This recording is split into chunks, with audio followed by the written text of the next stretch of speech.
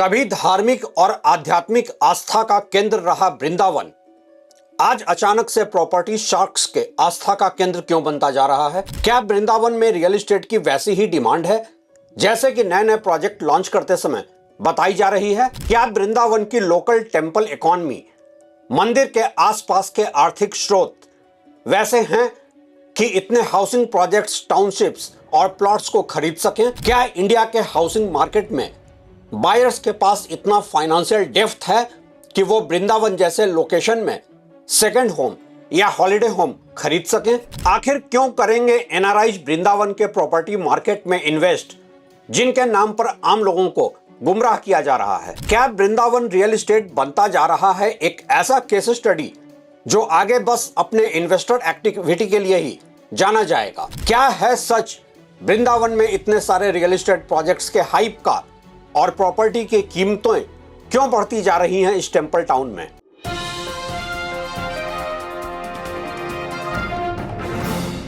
नमस्कार, आप देख रहे हैं ट्रैक टू रियलिटी और मेरा नाम है रवि सिन्हा।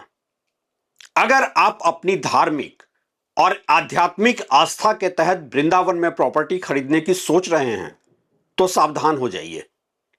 अगर आप वृंदावन प्रॉपर्टी मार्केट में लगातार हो रहे इन्वेस्टमेंट हाइप की खबर सुनकर इस बहती गंगा में हाथ धोने की सोच रहे हैं तो आप सावधान हो जाइए, आपका पैसा फंस सकता है। अगर आपको बताया जा रहा है कि साल 2000 में जो जमीन की कीमत 1000 रुपए प्रति गज स्क्वायर यार्ड थी वो आज 5000 रुपए प्रति गज की हो गई है और अगले 5 साल तक वैसे ही कीमतें बढ़ती रहेंगी, तो आपको गुमराह किया जा रहा है। ऐसा इसलिए कि वृंदावन का हाइप क्रिएट करने वाले प्राइमरी प्रॉपर्टी मार्केट, मतलब कि बिल्डर, ब्रोकर और उनका इकोसिस्टम, और वृंदावन की रीसेल प्रॉपर्टी मार्केट की हकीकत बहुत जुदा है। वृंदावन के रियल एस्टेट मार्केट की कहानी को अगर आज एक सेंटेंस में बयां करना हो तो कहा जाएगा, मंदिर के नाम पर property hype, futuristic township projects, agricultural plots की बिक्री, लैंड टाइटल की हेराफेरी, एनआरआईज और हॉलिडे होम का fake hype, high investor activity और इन सब के बीच प्रॉपर्टी की कीमतों का आम आदमी की पहुंच से बाहर हो जाना। मतलब कि प्रॉपर्टी मिलेगी तो आपको अब महंगी, लेकिन आप उसे कल को उस कीमत पर बेच नहीं पाएंगे। कभी टेंपल टाउन और लोकल इकोनॉमी के लिए जाना जाने वाला वृंदावन आज एक रियल एस्टेट बूम के लिए जाना जाने लगा है। आखिर क्या है हकीकत इस वृंदावन प्रॉपर्टी मार्केट के ग्रोथ की? आगे बढ़ने से पहले यह बताना जरूरी है कि यह वीडियो हमने अपने कुछ सब्सक्राइबर्स की डिमांड पर बनाया है। आप में से जिन लोगों ने यह चैनल सब्सक्राइब नहीं किया है वो भी कृपया सब्सक्राइब कर लें। हम आगे भी ऐसे ही आपके सवालों के जवाब में वीडियो बनाते रहेंगे ताकि आपके काम के मुद्दों पर आपको सही जानकारी मिले। वीडियो को ज्यादा से ज्यादा लाइक, हाइप और शेयर करें। वृंदावन में रियल एस्टेट ग्रोथ अगर दिख रहा है तो यह एक तरफा नैरेटिव है वेस्टेड इंटरेस्ट का।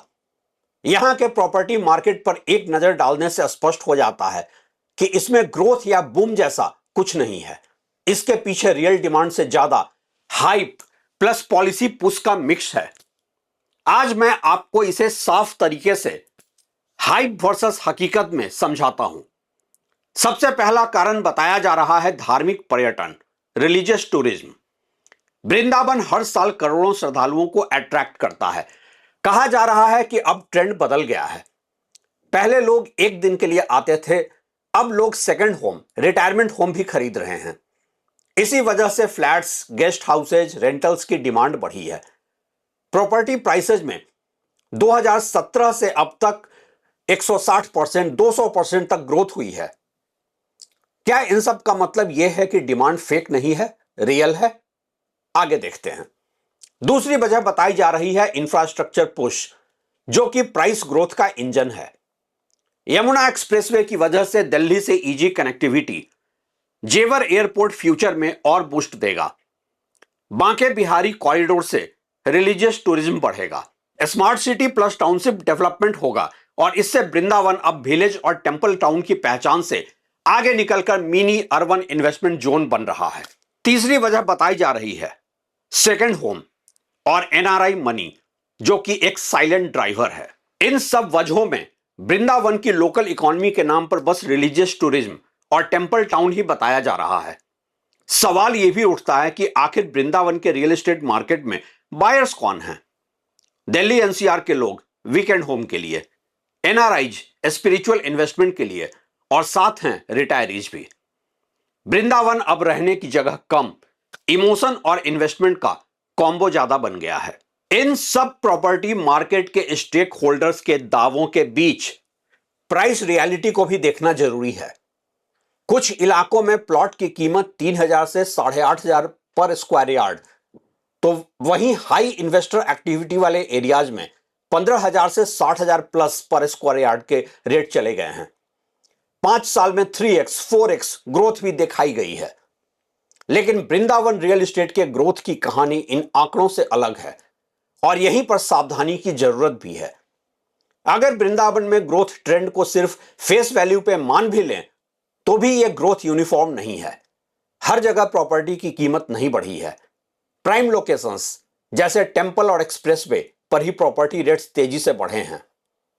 अब असली सच जो लोग नहीं बताते हैं, ये प्योर ऑर्गेनिक ग्रोथ नहीं है, ना ही यहां रियल एंड यूजर डिमांड है। यह सब प्रॉपर्टी प्राइस का ग्रोथ महज कॉरिडोर अनाउंसमेंट और फ्यूचर एक्सपेक्टेशन पर बेस्ड है। यानी फ्यूचर स्टोरी पहले बिक रही है और वो भी फ्यूचर के एक्सपेक्टेड प्राइस पर।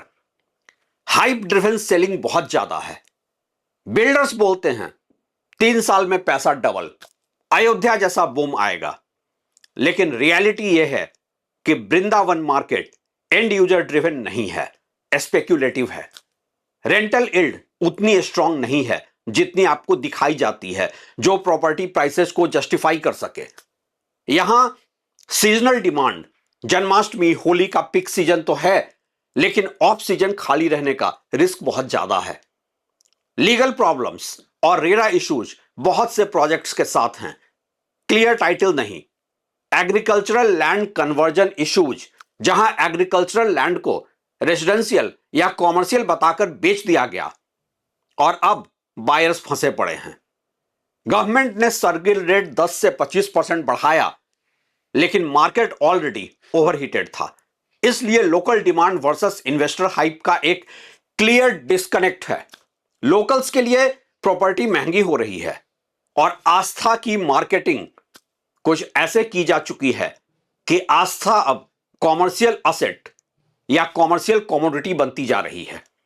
वृंदावन रियल एस्टेट का रियलिटी चेक तो यही है कि 70% रियल डिमांड नहीं है, हाइप स्पेकुलेशन ज्यादा है, फ्यूचर का इन्वेस्टमेंट हो रहा है और ओवर प्राइस्ड प्रॉपर्टी बेची जा रही है। वृंदावन में रियल एस्टेट ग्रोथ ना तो ऑर्गेनिक है और ना ही सस्टेनेबल है। और हां, प्रॉफिट्स यहां पर रियल एस्टेट इन्वेस्टमेंट में उतने इजी नहीं है जितना कि यूट्यूब या प्रॉपर्टी एजेंट्स या सोशल मीडिया इन्फ्लुएंसर्स आपको बता रहे हैं। फ्यूचर की भी बात करें तो कब सही इन्वेस्टमेंट है? टेंपल और एक्सप्रेसवे के पास लीगल और रेरा के क्लियर प्रोजेक्ट और साथ ही लॉन्ग टर्म 10 साल से ज्यादा के लिए इन्वेस्टमेंट। और कब रिस्क है? चीप प्लॉट जो मिल रहे हैं अननोन एरिया में, वो स्कैम है। वृंदावन में प्रॉपर्टी सिर्फ एप्रिसिएशन के भरोसे खरीदना या शॉर्ट टर्म फ्लिपिंग करना एक लेवल पर रियल एस्टेट का फ्यूचर एंड ऑप्शन जैसा रिस्की है। पिछले कुछ समय से वृंदावन रियल एस्टेट को लेकर जितनी कंप्लेंट हमारे पास आई है, उसमें हाइप जोन्स का मामला ज्यादा है, जहां लोग फंस रहे हैं। अब असली गेम यहां है। अल्ट्रा चीप प्लॉट्स 2,000 से 5,000 पर स्क्वायर यार्ड वाले, ये सबसे बड़ा ट्रैप है। रियलिटी में ऐसे प्लॉट्स सिटी से बहुत दूर हैं, कोई इंफ्रास्ट्रक्चर नहीं है, रीसेल बायर्स नहीं है, सिर्फ चीप दिखता है लेकिन एक्चुअली डेड इन्वेस्टमेंट है। रैंडम एग्रीकल्चरल लैंड प्रोजेक्ट्स को फार्म हाउस प्रोजेक्ट के नाम पर स्कैम टाइप डील्स हो रहे हैं। प्रॉब्लम यह है कि लैंड कन्वर्जन क्लियर नहीं है, रजिस्ट्री इश्यूज हैं, लोन नहीं मिलता है, रीसेल ऑलमोस्ट इम्पॉसिबल है। इसी तरह से वृंदावन में ओवरहाइप्ड टाउनशिप लॉन्चेज हैं जो अर्ली फेज में हैं। एड्स में दिखाया जाएगा कि अयोध्या जैसा बूम आएगा और ये एक वर्ल्ड क्लास टाउनशिप बनेगा। 3D आर्किटेक्चर में देखने में तो जन्नत लगेगा, लेकिन रियलिटी यह है कि लॉन्च में हाइप ज्यादा है और होप कम। 2-3 साल तक कंस्ट्रक्शन स्लो या स्टक और डिमांड आर्टिफिशियल। मतलब कि प्रोजेक्ट सोल्ड का दावा, लेकिन कोई कंस्ट्रक्शन एक्टिविटी नहीं। रिमोट यमुना एक्सप्रेसवे इंटीरियर्स का एक अलग ही ट्रैप है। आप डिफरेंस समझें। एक्सप्रेसवे फ्रंट एरियाज में फ्यूचर के लिए इन्वेस्टमेंट सही हो सकता है, लेकिन अंदर 5-10 किलोमीटर में डेड जोन है। ये प्रॉपर्टी एजेंट्स फिर भी एक्सप्रेसवे के पास बोलकर बेचते हैं। ये सिर्फ इन्वेस्टर ड्रिवन एरियाज हैं जहां एंड यूजर नहीं है।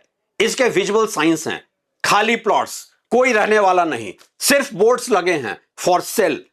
ये बबल जोन होते हैं। फाइनल क्लियर मैप ये है कि फ्यूचर के लिए अगर आप इन्वेस्ट भी कर रहे हैं तो वृंदावन प्रॉपर्टी मार्केट के सेफ जोन्स हैं Prem Mandir, ISKCON, Chhatikara, VIP road, expressway front, Raman Reti, Sunrakh जैसे एरियाज। रिस्की जोन्स हैं cheap outer plots, agricultural land projects, early stage townships, interior expressway land. Golden rule तो वृंदावन जैसे किसी भी फ्यूचरिस्टिक इन्वेस्टमेंट में यही होना चाहिए कि जहां लोग रहते हैं वहीं सही इन्वेस्टमेंट है। जहां सिर्फ प्लॉट्स पड़े हैं वो एक इन्वेस्टमेंट ट्रैप है। वृंदावन में आज की तारीख में कम से कम 50% deals risky real estate investment ही हैं, और सिर्फ टेम्पल इकोनॉमी के भरोसे वृंदावन में इन्वेस्टमेंट का सोचना भी बेवकूफी है। अगर आप लोग चाहें तो मैं टेम्पल इकोनॉमी पर अलग से एक वीडियो बना सकता हूं कि कैसे लोगों की आस्था को बेचा जा रहा है और कैसे ये सस्टेनेबल इकोनॉमी नहीं है। अभी के लिए शुक्रिया।